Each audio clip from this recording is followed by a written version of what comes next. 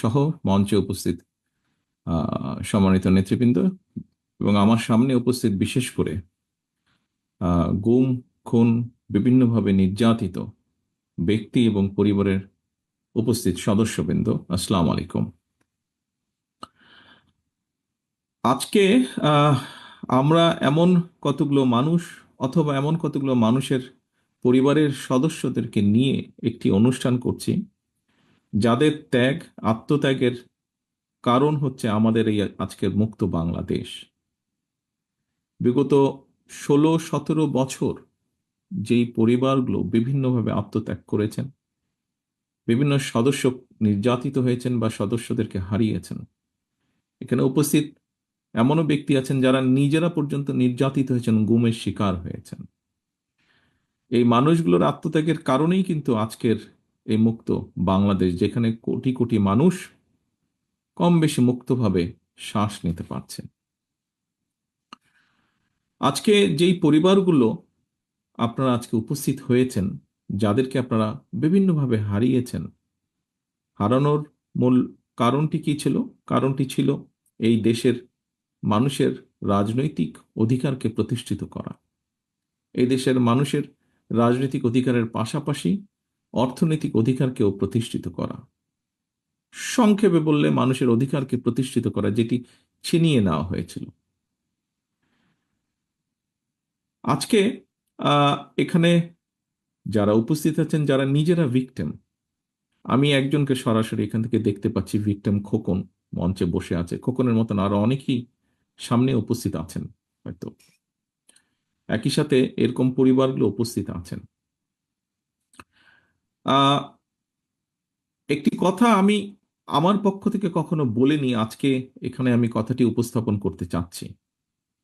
যারা এখানে গুমের শিকার হয়েছিলেন, ব্যক্তি বা পরিবারের সদস্য যারা আছেন, আহ আপনাদের সাথে সবসময় আমি একত্ব প্রকাশ করি, কারণ আমি কিন্তু আপনাদেরই, আমি এবং আমার ভাই, যে ছোট ভাইটিকে আমি হারিয়েছি, আমরা উভয় ভাই কিন্তু আপনাদেরই অংশ, যারা গুম হয়েছেন, গুমের নির্যাতিত হয়েছেন, গুমের শিকার হয়েছেন।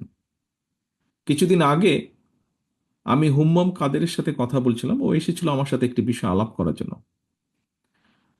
আমরা কয়েকদিন আগে দেখেছি যে আহ, আয়নাঘর নামক যেই জায়গাটি তৈরি করা হয়েছিল, সেই জায়গাটাতে বর্তমান অন্তর্বর্তীকালীন সরকার প্রধান সহ অন্যরা গিয়েছিল, সেখানে হুম্মাম কাদেরও ছিল। সেখান থেকে আসার পরে হুম্মাম আমাকে কিছু বিষয় বলছিল। তখন হুম্মাম আমাকে বলল যে, ভাইয়া, আপনাকে যেই ঘরে রাখা হয়েছিল, আমাকেও সেই একই ঘরে রাখা হয়েছিল। এখানে অনেকেই আমরা আছি যারা আমরা আয়না ঘর থেকে ঘুরে এসেছি। অনেকেই আমরা আছি যারা আমরা আয়না ঘরে অত্যাচারিত হয়েছি। এখানে অনেকেই আছেন যাদের স্বজনেরা আয়না ঘরে গিয়েছেন, আয়না ঘরে অত্যাচারিত হয়েছেন। কেউ হয়তো ফিরে এসেছেন, কেউ হয়তো ফিরে আসেননি। একজন রাজনৈতিক কর্মী হিসাবে, একটি রাজনৈতিক দলের সদস্য হিসাবে, স্বাভাবিকভাবেই আমাদের প্রত্যাশা যে একটি জনগণের যেই প্রত্যাশা, সেইভাবে রাজনৈতিক দল হিসাবে আমাদেরও প্রত্যাশা যে সামনে একটি সুষ্ঠু নিরপেক্ষ নির্বাচন অনুষ্ঠিত হবে। নিরপেক্ষ নির্বাচনের মাধ্যমে বাংলাদেশের জনগণ তাদের সরকারকে বা কারা সরকার গঠন করবে সেই সিদ্ধান্ত তারা দেবেন বাংলাদেশের জনগণ। আমি দৃঢ়ভাবে বিশ্বাস করি একজন রাজনৈতিক কর্মী হিসাবে যে আগামী দিন যারা দেশ পরিচালনার দায়িত্বে পাবেন, এই দেশকে নেতৃত্ব দেওয়ার দায়িত্ব যে রাজনৈতিক দলই পাক না কেন, তাদের বিভিন্ন কর্মসূচির মধ্যে অবশ্যই একটি কর্মসূচি থাকতে হবে, এবং সেটি হলো যে মানুষগুলো এই দেশের মানুষের অধিকার প্রতিষ্ঠার জন্য নির্যাতিত হয়েছে, যে পরিবারগুলো তাদের সদস্যদেরকে হারিয়েছে অথবা নির্যাতিত হয়েছে, যে পরিবারের সদস্যরা, তাদের উপরে যে অন্যায় করা হয়েছে, আগামী দিনের যে নির্বাচিত সরকার থাকবে, জনগণের সরকার থাকবে, তাদেরকে অবশ্যই এই অন্যায়ের যে হয়েছে সেই অন্যায়ের বিচারগুলো করতে হবে। যে কোনো মূল্যে সুষ্ঠুভাবে এই বিচার হতে হবে। কারণ আমরা যদি অন্যায়ের আগামী দিনে আমরা যদি অন্যায়ের বিচারগুলো করতে না পারি, অন্যায়ের সঠিক সুষ্ঠু বিচার যদি না হয়, হয়তোবা দেশে আবারও অন্যায় সংগঠিত হতে পারে। বিচার হওয়ার মাধ্যমে যারা ক্ষতিগ্রস্ত হয়েছেন তাদেরকে ন্যায্য বিচার দেওয়ার মাধ্যমে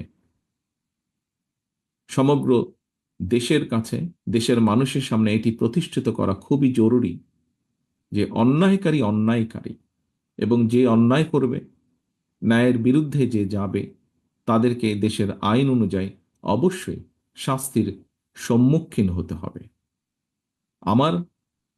আমাদের দলের অবস্থান থেকে আমরা পরিষ্কারভাবে এটি বলতে পারি যে বিএনপি বাংলাদেশ জাতীয়তাবাদী দল, তাকে যদি বাংলাদেশের মানুষ আগামী দিনে সুযোগ দেয় দেশ পরিচালনার, তাহলে অবশ্যই বিএনপির যেরকম রাজনৈতিক কর্মসূচিগুলো আছে সেই কর্মসূচিগুলোর পাশাপাশি অবশ্যই আমাদের সর্বোচ্চ চেষ্টা থাকবে যে বিগত স্বৈরাচার বিরোধী আন্দোলনে যারা ক্ষতিগ্রস্ত হয়েছেন, বিভিন্নভাবে নির্যাতিত হয়েছেন, একই সাথে জুলাই আগস্ট মাসে যারা ক্ষতিগ্রস্ত হয়েছেন, নির্যাতিত হয়েছেন, যারা শহীদ হয়েছেন, সেই বিভিন্নভাবে যাদেরকে হত্যা করা হয়েছে সেই হত্যাগুলোরও বিচার অবশ্যই ইনশাল্লাহ আমরা করব।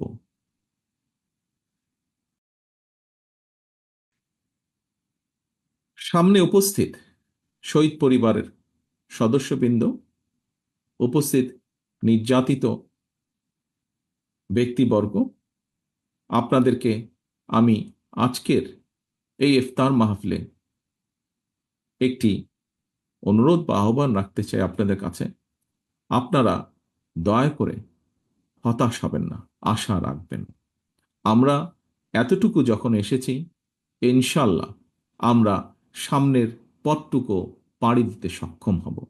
আমরা যদি সকলে ঐক্যবদ্ধ থাকি, আমরা যদি সকলে অন্যায়ের বিরুদ্ধে সোচ্চার থাকি, অবশ্যই আমরা সক্ষম হব এই অন্যায়ের বিচার করতে। এবং আমি মনে করি, দৃঢ়ভাবে আমি বিশ্বাস করি, বাংলাদেশের গণতন্ত্রের পক্ষের যতগুলো রাজনৈতিক দল আছে, সবগুলো দল আমি দৃঢ়ভাবে বিশ্বাস করি এর সাথে দ্বিমত পোষণ করবেন না। সকলে নিশ্চয়ই এই যেই কয়েকটি বেসিক ব্যাপার আছে বাংলাদেশের: গণতন্ত্র, গণতন্ত্র রক্ষা, মানুষের বাক ব্যক্তি স্বাধীনতা এবং নির্যাতিত ব্যক্তিবর্গের প্রতি ন্যায় বিচার করা, এরকম যে বিষয়গুলো আছে, আমরা সকল গণতন্ত্রের পক্ষের সকল রাজনৈতিক দলগুলো আমরা নিশ্চয়ই এই ব্যাপারে ঐক্যবদ্ধ থাকব। এই ব্যাপারে নিশ্চয়ই আমাদের মধ্যে কোনো দ্বিমত থাকবে না। পরিশেষে আমি আবারও গুম খুনের শিকার নির্যাতিত ব্যক্তিবর্গ এবং যে পরিবারগুলো আছেন, পরিবারের সদস্যরা আছেন, তাদের সকলকে আন্তরিকভাবে শুভেচ্ছা জানাচ্ছি আজকে এখানে উপস্থিত হওয়ার জন্য। যারা নির্যাতিত হয়ে অসুস্থ আছেন, তাদেরকে বিভিন্নভাবে ক্ষতিগ্রস্ত হয়েছেন, তাদেরকে আল্লাহ যেন দ্রুত সুস্থতা দেন, এবং একই সাথে যাদেরকে আমরা হারিয়েছি তাদেরকে যাতে আল্লাহ বেহেশতে নসিব করেন। আজকের এই ইফতার মাহফিলে আমরা আল্লাহর কাছে সেই দোয়াই চাইব। সামগ্রিকভাবে আল্লাহর কাছে আমরা সেই রহমতই চাইব, যে মানুষগুলোকে আমরা হারিয়েছি, যে মানুষগুলো বাংলাদেশের মানুষের অধিকার প্রতিষ্ঠার জন্য নির্যাতিত হয়েছেন, তারা যে আকাঙ্ক্ষা নিয়ে, যেই প্রত্যাশা নিয়ে দেশের জন্য, দেশের মানুষের জন্য যুদ্ধ করেছেন, আন্দোলন সংগ্রাম করেছেন, তাদের সেই প্রত্যাশা যাতে আমরা যারা আছি সকলে মিলে আমরা যেন তাদের সেই প্রত্যাশাগুলো পূরণ করতে পারি, সেই রহমত যেন আল্লাহ আমাদেরকে দেন। আমি পরিশেষে বিএনপি পরিবারকে আন্তরিকভাবে ধন্যবাদ জানাতে চাই। তারা যেভাবে চেষ্টা করেছেন তাদের সীমাবদ্ধতার মধ্যে থেকে এই পরিবারগুলোর পাশে গিয়ে দাঁড়ানোর জন্য যে প্রচেষ্টা, যে উদ্যোগ তারা গ্রহণ করেছেন, আমরা বিএনপি পরিবারের প্রত্যেকটি সদস্যকে আমি সে কারণে আন্তরিকভাবে ধন্যবাদ জানাতে চাই। সকলে সুস্থ থাকবেন, সকলে ভালো থাকবেন। আসুন আমরা মনের মধ্যে আমরা দৃঢ়ভাবে ধারণ করি, প্রত্যাশা রাখি, ইনশাল্লাহ যে প্রত্যাশিত বাংলাদেশ আমরা গড়তে চাইছি আগামী দিনে, যেন আমরা সেই প্রত্যাশিত বাংলাদেশকে গড়ে তুলতে সক্ষম হই। সেই শপথ রেখে, সেই প্রত্যাশা রেখে আমার বক্তব্য আমি শেষ করছি। আল্লাহ হাফেজ। বাংলাদেশ জিন্দাবাদ। বাংলাদেশ জাতীয়তাবাদী দল জিন্দাবাদ। আসসালামু আলাইকুম।